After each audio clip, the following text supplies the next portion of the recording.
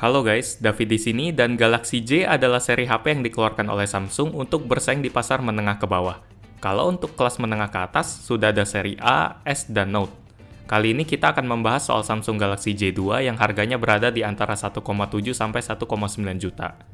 Kisaran harga seperti ini memang sudah cukup sesak oleh HP merek lain. Jadi langkah Samsung untuk melempar J2 ke pasar terbilang cukup berani. Mari kita mulai dulu dari spesifikasinya. J2 diperkuat oleh Exynos 3475 buatan Samsung yang punya 4 core dengan kecepatan 1,3 GHz. GPU-nya Mali T720 dan RAM-nya 1 GB.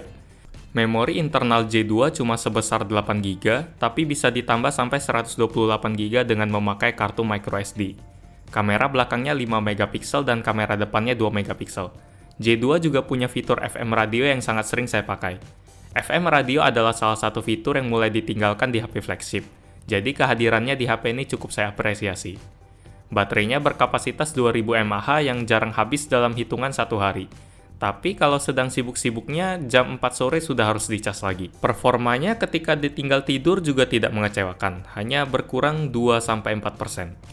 Layar J2 memiliki ukuran 4,7 inci dengan resolusi 540x960 pixel, yang menghasilkan kerapatan 234 ppi. Layar adalah salah satu bagian yang saya suka dari J2, malah menjadi bagian terbaik dari HP ini. Warna yang dihasilkan terasa hidup karena layarnya menggunakan teknologi panel AMOLED yang membuat warna hitam semakin hitam dan putih semakin putih. Resolusi yang kecil jadi agak bisa dimaafkan di HP ini, walaupun tetap saja saya berharap kalau Samsung memberikan resolusi 720p ke J2. Viewing angle-nya bagus. Gambar masih tetap kelihatan walaupun HP ini dimiringkan cukup tajam. Sayangnya layar yang cantik ini tidak dilapisi dengan coating seperti Gorilla Glass. Jadi agak rentan, baik dari goresan maupun minyak. Jika dipakai selama berjam-jam tanpa henti, layarnya akan terasa lengket. Hal ini sering terjadi ketika saya sedang chatting dalam waktu lama. Solusinya ada 3. Cuci tangan atau lap layar HP ini, atau pasang tempered glass kalian. Seperti biasanya, Samsung mencoba untuk main aman kalau sudah bicara desain. Mereka seperti tidak mau ambil pusing untuk seri J dan menyuruh desainer mereka untuk fokus ke divisi flagship, dan desain di seri bawahnya tinggal dimiripkan saja. Saya tidak menganggap desain HP ini jelek, saya cukup suka, tapi bosan. Sama seperti seri J yang lain, J2 menggunakan bahan logam-logaman di seluruh sisinya untuk membuat kesan solid. Dan HP ini memang terasa sangat solid walaupun bentuknya tipis. Rasanya saya jadi sangat pede kalau HP ini tidak akan rusak walaupun dibanting. Untuk urusan build quality, Samsung memang tidak usah diragukan lagi. Ukurannya yang kecil juga membuat J2 terasa pas di tangan. Penempatan tombol-tombol yang enak ditekan ini juga sudah pas. Ayo kita jelajahi dulu fisik dari HP ini. Kita akan menemukan tombol power di bagian kanan, di bagian kiri ada tombol volume, di bagian bawah terdapat mikrofon dan lubang micro USB. Dan di bagian atas ada lubang jack untuk headphone. Di bagian depan ada earpiece, proximity sensor, dan kamera depan 2 MP. Tidak ada LED notifikasi di sini.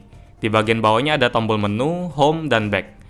Di belakang ada kamera 5 MP dengan LED flash plus logo Samsung dan tulisan Duos, untuk menunjukkan kalau J2 mendukung 2 kartu micro SIM sekaligus. Cover baterai di belakang ini menggunakan pola kulit-kulitan supaya terlihat lebih mahal, yang buat saya malah membuatnya terasa agak licin. Galaxy J2 menggunakan skin TouchWiz andalan Samsung yang kelihatan bersih dan sudah jarang memberikan aplikasi bawaan yang tidak penting. TouchWiz yang sekarang tidak sama lagi dengan TouchWiz zaman dulu yang terkenal tidak responsif. Mayoritas dari aplikasi bisa dijalankan dengan baik dan manajemen aplikasinya pun baik. RAM yang tersisa untuk digunakan di HP ini hanya sekitar 400 MB. Tapi saya sangat jarang merasakan lag walaupun sudah membuka banyak sekali aplikasi di dalamnya.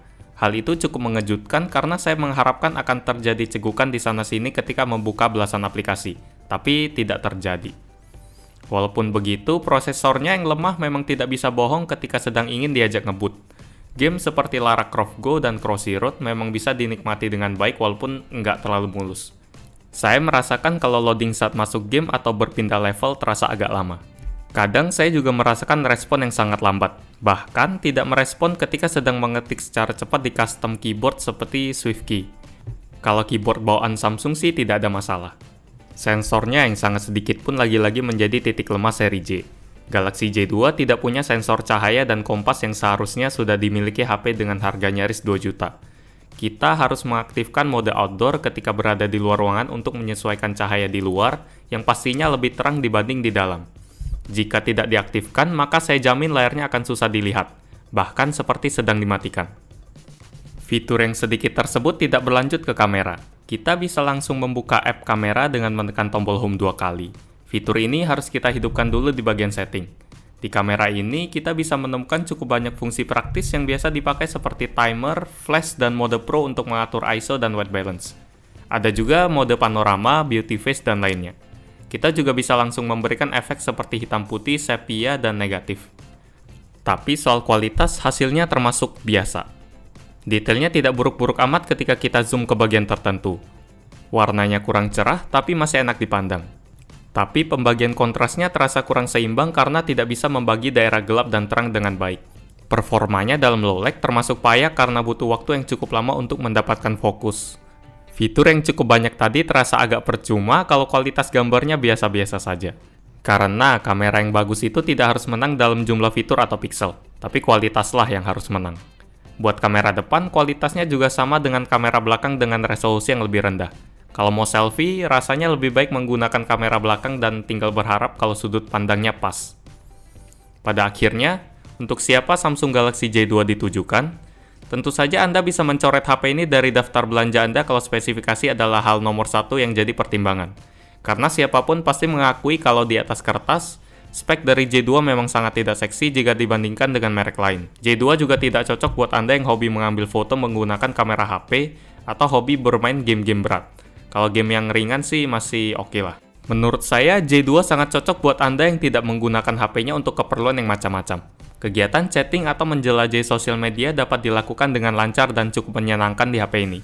Selain itu, HP ini juga sangat atau paling cocok buat Anda yang mengutamakan sebuah barang yang terasa meyakinkan saat dipegang. Karena kualitas fisiknya terasa sangat kokoh. Kalaupun rusak, layanan servis dari Samsung juga masih nomor satu menurut pengalaman saya. Layarnya yang cantik pun menjadi salah satu daya tarik walaupun resolusinya kurang tajam. Nah, kalau Anda berminat membeli Samsung Galaxy J2 secara online, jangan lupa untuk masuk ke situs belanja online favorit Anda lewat shopback.co.id. Shopback menawarkan cashback untuk setiap pembelian Anda yang dimulai melalui situs ini.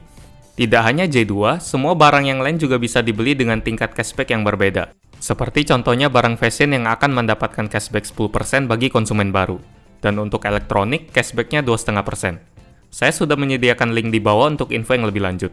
Terima kasih kepada Shopback yang telah mendukung review Galaxy J2. Demikian review kali ini dari Gadgetin.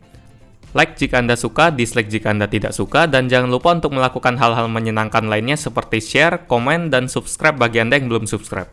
Terima kasih sudah menonton, dan kita ketemu lagi di video selanjutnya.